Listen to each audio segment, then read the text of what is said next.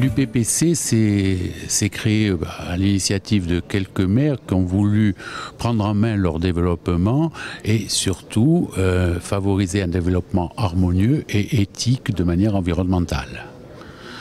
Pour cela, on a mis en place plusieurs actions.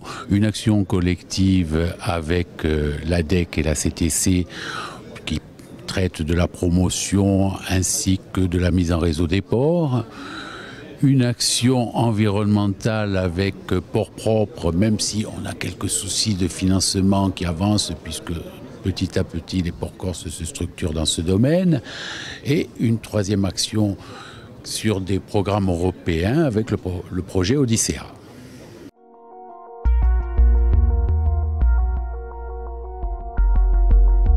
Je pense qu'il n'y a pas d'action prioritaire. Vous savez, on a une gouvernance qui est quand même bien établie depuis 3 ans, même si nous n'existons que depuis 3 ans, et on va poursuivre ce que nous avons entamé. Nous avons beaucoup de pain sur la planche, parce que Odyssea, on est au début seulement.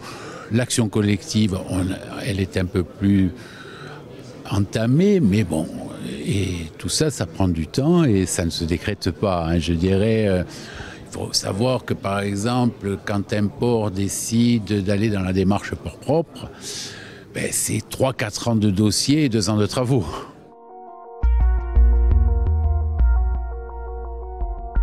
Je vous l'ai dit, on avance malgré les financements qui sont moins optimisés que sur le continent. Par exemple, en région PACA, c'est 80% globaux. Ici, on arrive à 70 qui deviennent 65, voire 60, voire un peu moins, selon les interprétations des diverses administrations. C'est pour ça que j'ai demandé qu'on harmonise tout ça et qu'une commune qui s'engage dans une telle démarche sache exactement ce pourquoi et comment elle sera financée.